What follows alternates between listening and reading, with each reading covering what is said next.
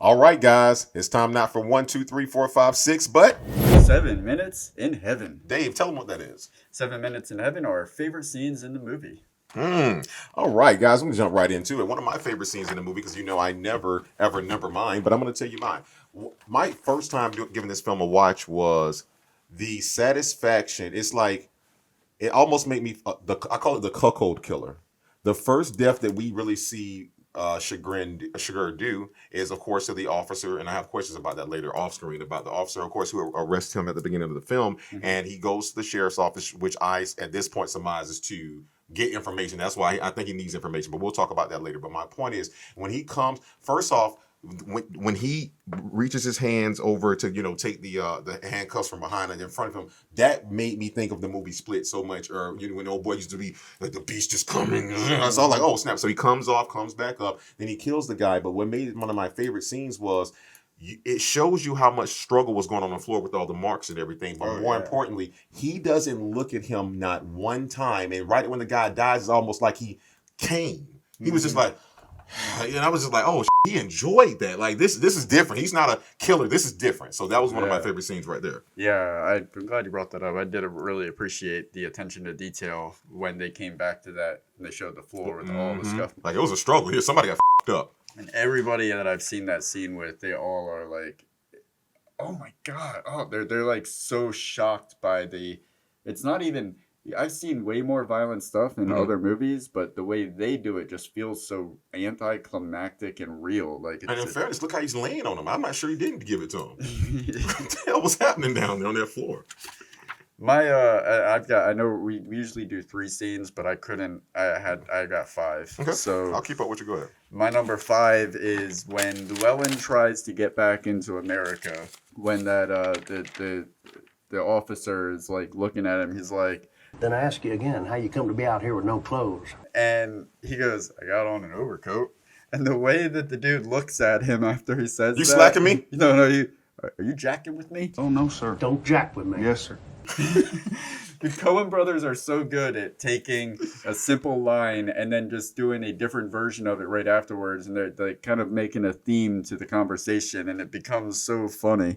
And then right after that, Llewellyn goes into the store, and he's like, you get a lot of fellas in here without clothes? And the guy just looks at him, he's like, No, sir. It's unusual. scene. Oh my gosh. One of my favorite it almost made it really it was a mixture of 7 minutes in heaven and You're Gonna Need a Bigger Boat, which will be coming up next. But one of them to me was it's when he goes into what we'll talk about. I call it Satan's office, as you will. They never really describe it, which is fine. He goes in there.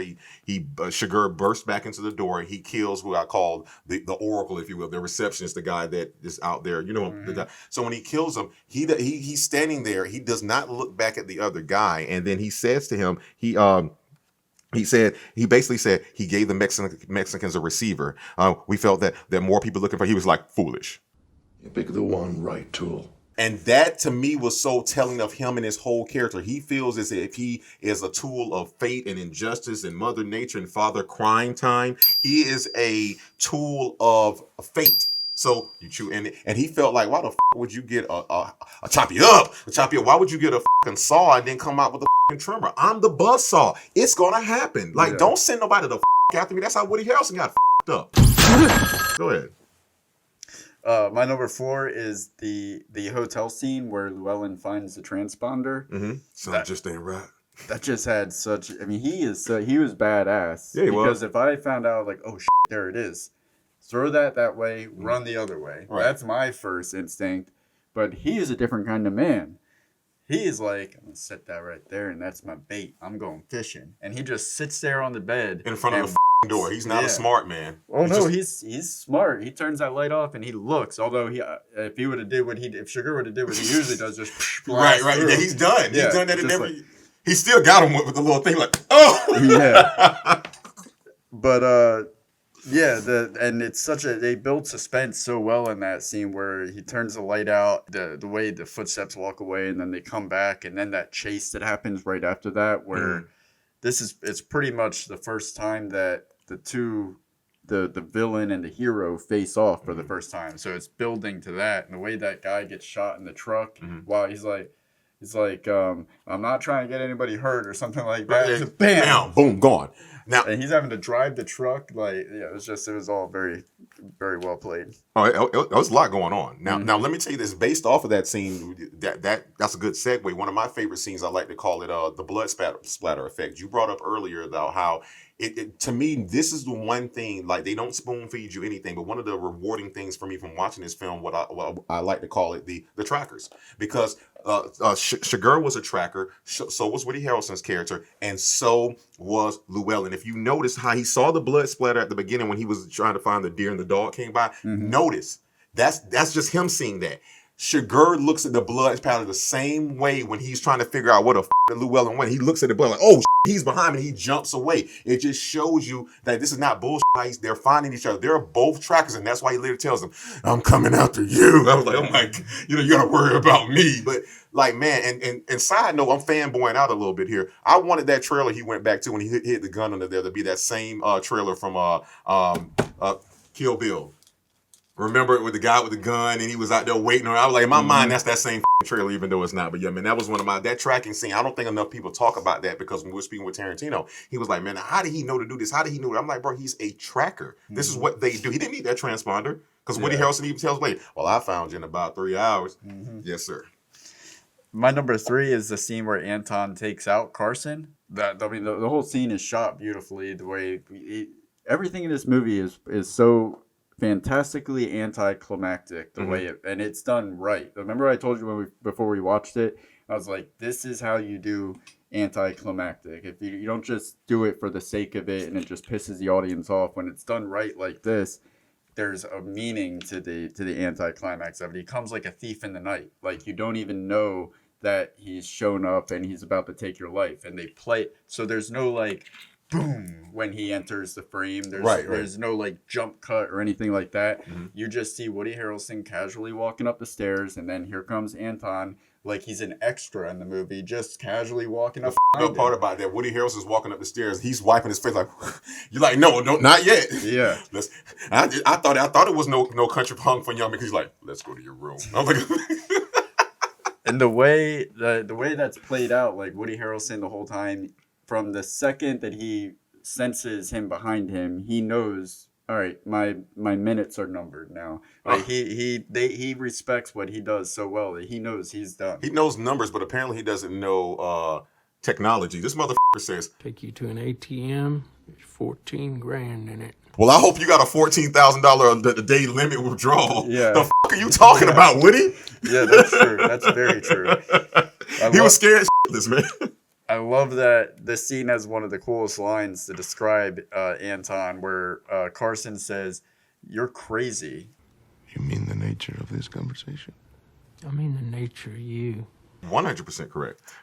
Now we would be remiss if I know we both had this scene. I'm pretty sure it's one of very like to me. I really put it on here, and I think I put that it was to me. It was if no one ever sees No Country for Old Men, if you only got about 7 minutes in your life, just watch that convenience store scene, man. That's my number 2. Okay, well I'll just let you go, and then I'll just chip in because I know we both talked. I know I have it on.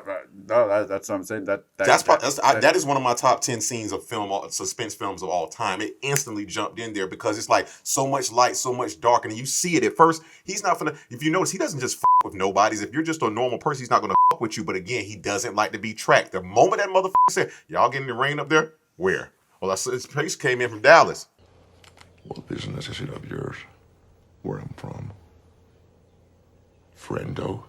Yeah, and it's such a great scene because I mean the writing is fantastic because they take so little words and do have so much power behind them, with just little things like, I didn't put nothing up. Yes, you're dead. You've been putting it up your whole life. You just didn't know it. Like, are you going to preach me a poem, or are you going to kill me? And this is what me up. I'm pretty sure. Like, don't get me wrong. Listen, the Coen brothers are great, but in my mind, they just kept this cut because he'd been eating pistachios for probably like 3 minutes, and he finally was like, but they put it into the line to when the guy said, when he said, when he found out the guy, you married into the wealth. That's what you did. No, you married. Yeah. Well, I mean, if that's what you want to say, that's what happened. Well, what time do you close? Dark. That's not a time. Are you really asking me that right now? Like, the guy should have just shot himself. He is breaking him. You're not a man. You're not a man's man. Fate. And that's when they're talking and they're going back. He's like, call it, man. Just call it. And you notice when, like, when he walked in, he has another encounter with Llewellyn's secretary or somebody that knows where Llewellyn's whereabouts should be. And when he encounters her, she's just like giving it to him straight, like, Did you not hear me? I told you I don't know. She's mocking I can't him. tell you. And he looks at her like, almost like he respected her more than that attendant. He's like, all right, she's at least got a pair of balls on her, unlike this other dude. Because it's such an early scene. It does such a great job at setting up Anton's, like, his methodical nature. He's not, that scene lets you know this isn't just like a psychopath who's going on a bloodbath. He's very, there's Calculated. and he operates by like a certain set of principles. He plays by Woody Harrelson says that this man's beyond money. You almost say he operates with a certain, and just in a quick scene, none of that is said. Few words are spoken between him and the gas station attendant. It's entertaining as f***. It's gripping. The beats in it where they are perfect.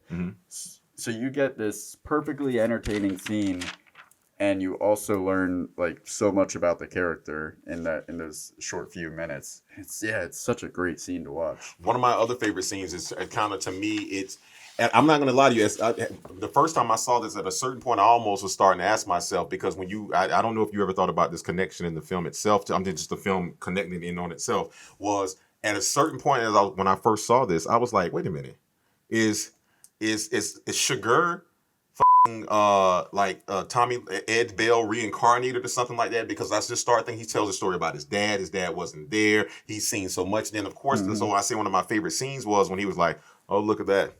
The milk sweating. So again, it goes back to my theory about Sam Gerard. He goes and drinks that shit. Yeah, like, the fuck's wrong with you, dude? Oh, shit, that's aggravating. I mean, anyway, yeah, but as we talked about, him and Sugar both sit down in that same seat, almost for him to get a view of how the killer sees it. And I'm just like, wait a minute, they're trying to tell us like they're not so different. Yeah, that's exactly what it's again, the duality. Yeah. He's the flip side of Sugar. My number one is when Anton finds Carla Jean. That is such a powerful scene when she says, like, she stands up to him. She says, I won't call it. Call it. The Coen don't have no say. It's just you. I love that it doesn't show him kill her, but if you pay attention to Anton, it's obvious that he did kill her because he doesn't like getting blood on him. When he walks out of the house, he checks his shoes. There's no reason for him to check his shoes unless there was. But that's why that was the most violent death, and we never saw it. He stomped her ass out. He didn't have a gun with him. Even if he shot her and blood got on the floor, he wanted to make sure he didn't track through any. The shoes, yeah, he's done that. But the fact that you see him kill all of these like side characters that don't really mean anything to the story, but as far as Carla Jean and even Llewellyn, they both die off screen, which is so cool to me. I just thought about something. Correct me if I'm wrong. Does he kill any female on screen? Aren't they all men? Pretty sure. No Country for Old Men, not women. Ew. Yeah, just the anticlimactic nature of this movie, from when you see Llewellyn dead after the fact, and then Carla Jean, you don't see her die, and then he just gets into a car accident driving away from there, and just kind of saunters away. And I think that I think he died. I think he went, because if you think about it, everybody in the movie is going to die off screen eventually. Llewellyn, we find him dead. Carla Jean, we can determine that she's dead based on what he does when he comes out of her house. Tommy Lee Jones' character, he's knocking at death's door because he's old. And then Sugar gets in a car accident. He looks real rough. So we don't see any of the main characters die on screen, so I think he's walking away to die. Now, one of my last one is not my number one because I don't do them in order. But with that being said, one of my favorite scenes was, of course, again, Woody Harrelson. When we first meet Woody, and he shows you how smart he is. He says, "Well, when I walked up here, there's a floor missing. When I counted all the and to me, they never say what it is, but to me, like that place is either hell or it's another floor to it. It's like it's almost like the cartel of cartels in that building, and they're sending people out on these things, and that just, to me, it's like a whole nother world of a story we knew nothing about. We'll look into it. Those were 7 minutes in heaven. And right now, you should still be. Oh, look at those little comments in the live chat. Oh, you guys, you love us. You really do. All right, what were your favorite scenes in the movie? Drop them in there. All right. Post-haste. Post-habeas, habeas corpus, all that stuff.